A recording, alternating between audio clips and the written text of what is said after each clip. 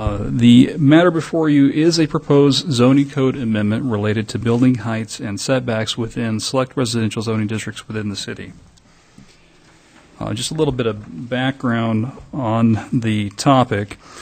City staff has observed over the course of the last several years that the city's current building height limitations within certain residential zoning districts can present a barrier to traditional, even single-story to two-story home development on common residential lots. I think we found generally that the current building height limitations are not well calibrated to current market demands with some of the 9 or 10 foot ceilings and moving to more historical steeper pitched roofs from the 312 pitched roofs of the 70s to 812 to 1212 pitched roofs that are more desirable in the current marketplace.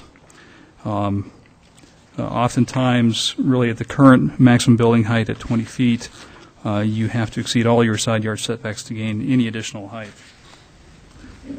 Staff has also observed that the current front yard setback in certain residential zones can present a challenge to some of our more compact lot developments. Allowing living space to be placed slightly closer to the streetscape is generally viewed as being desirable in residential areas. It provides an opportunity for greater human scale in design in residential areas and promotes setting back garages a little bit farther from the street and having the living space predominate on the streetscape front. Additionally, public right-of-way widths often vary within residential areas, ranging anywhere from 50 feet in width to 80 feet in width, depending upon the age, the street class, or the particular individual subdivision. Generally, residential streets range from 50 feet to 70 feet in width, and that really can create a disparity in the relationship between homes and the streetscape. And so there is a proposed amendment to the definition of the front yard area that's intended to help address that particular element. Just to start off and give a little bit of background, under the zoning code, we define building height as being the vertical distance measured from the average elevation of the proposed finished grade at the front of the building to the highest point on the roof or parapet wall. So an example given on the screen that shows a sloped front, if this were the front of the structure, with an elevation of slightly over 19 feet on the uphill side and about 22 feet on the downhill side, would result in an average building height for that particular structure as 20 feet and approximately 8 inches in total height. Currently within the zoning code, within the farm ranch, suburban residential, R1 and R2 zoning districts, the maximum building height is 20 feet unless the side yard minimums are exceeded. An additional 1 foot of building height as measured at the adjacent property line is permitted for each 6 inches by which all side yard minimums are exceeded. In no case shall the total height of a structure exceed 35 feet. Within most of our residential zoning districts, the side yard minimum is 5 feet, but traditionally the sum of the two side yards must equal 15 feet. To reach a typical 32-foot tall two-story home would require an additional 12 feet of side yard area or overall lot width, which can present a challenge on some smaller lots and also concentrate lot area in locations on the lot that generally are less usable. Generally, front yards and rear yards more usable, and additional space on the side yards is less so. Within the R3 zoning district, the maximum building height is just a flat 35. In the R4, it's a flat 40 feet in height. Just to give a little bit of an example, and I know this is really somewhat difficult to read on the screen, this line, horizontal line running across the screen, represents the current base building height of 20 feet in height. The next line up represents the proposed base building height of 30 feet.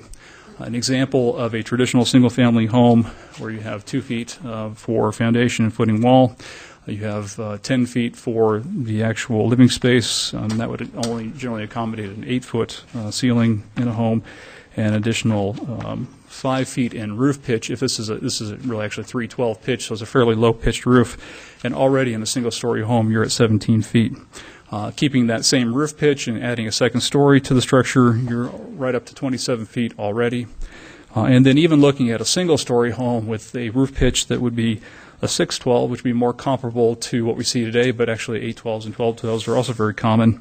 A single-story home breaks 22 feet fairly quickly, and taking that into a two-story home, you reach 32 feet fairly quickly. So you can see even at the base building height of 20 feet, it is difficult to accomplish a single-story home without having some additional side yard setback area.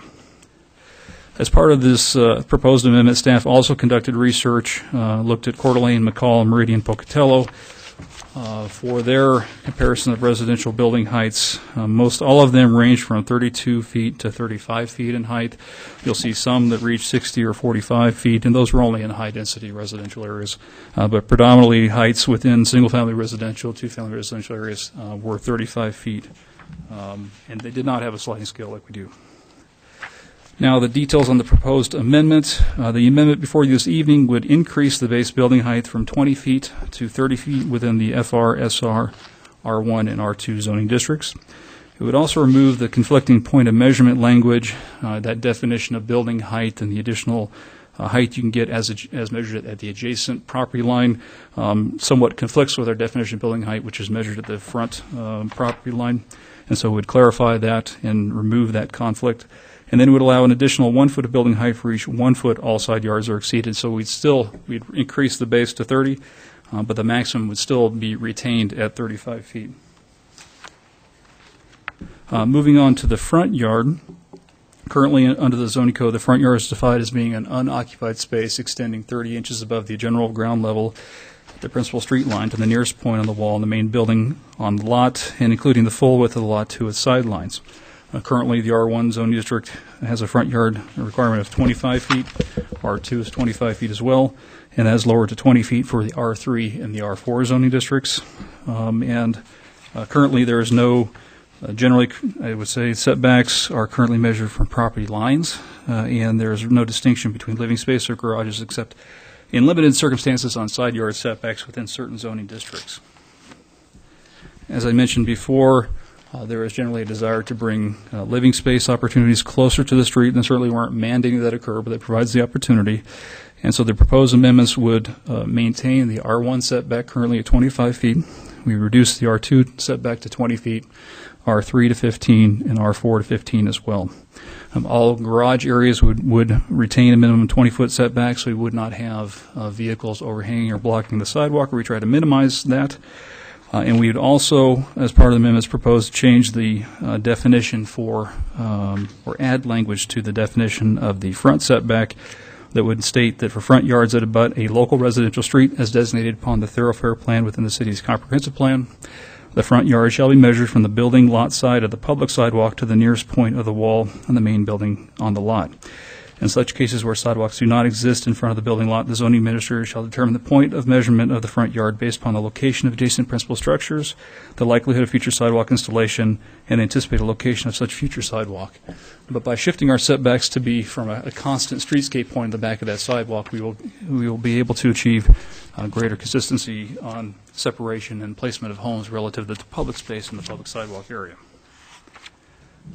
So staff's recommendation this evening is to conduct a public hearing.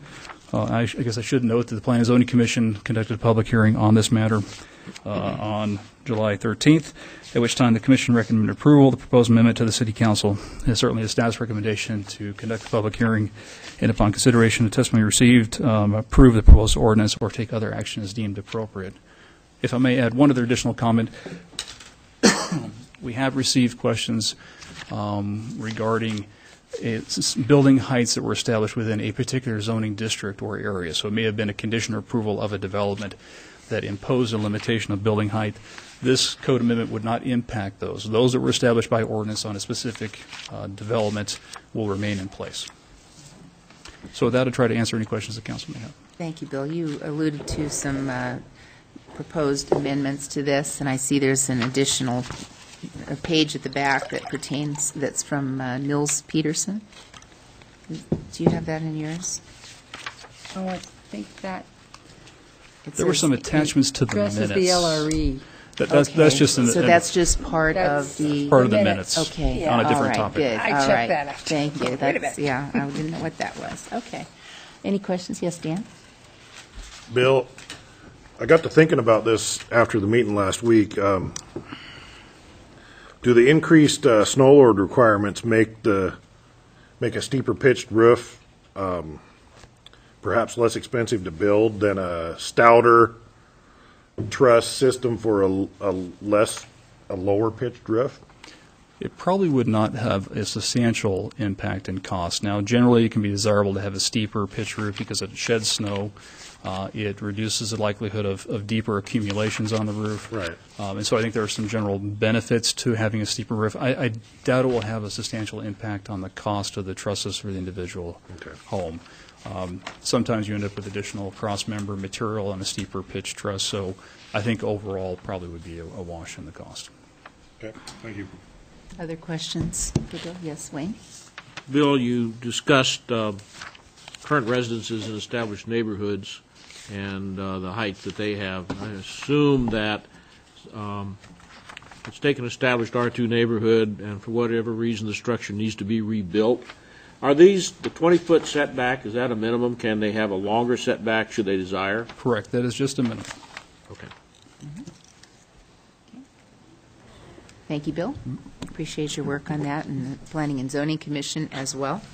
The way I'll conduct the public hearing tonight is to first invite testimony in support of the proposed zoning code amendment regarding maximum building heights, minimum yards within select residential zoning districts. Then I'll invite testimony in opposition to that or general testimony. Again, try to be brief in your remarks and state your name and address for our record, please. Open the public hearing and invite your comments. And with a bashful group around tonight, I see no one coming forward. I'll close the public hearing and open it up to the council's discussion. Sue? Well, as usual, the Planning and Zoning Commission members went over this with a fine-tooth comb, so I think your final result here is pretty comprehensive. Bill mentioned the 9 to 10-foot ceilings, and Dan mentioned the steeper pitch, and I was kind of trying to Google my old house on Moore Street, which was built in 1937, and it looks like a Hansel and Gretel dollhouse. And it was only 2 stories, but it had a heck of a pitch on there, and I really don't know what the height of the roof was, but I had no problems in our severe winters. And I think some people are seeing the wisdom of that in their construction, and I have no problem with supporting this wholeheartedly. Other discussion, or somebody want to put a motion forward? I'll make a motion. Okay. I move that we approve the ordinance under suspension of the rules, requiring 3 separate and complete readings, and that this ordinance be read by title, even though it's a lengthy one, but I owe you one, Mayor, Thank you. and published by summary. A second.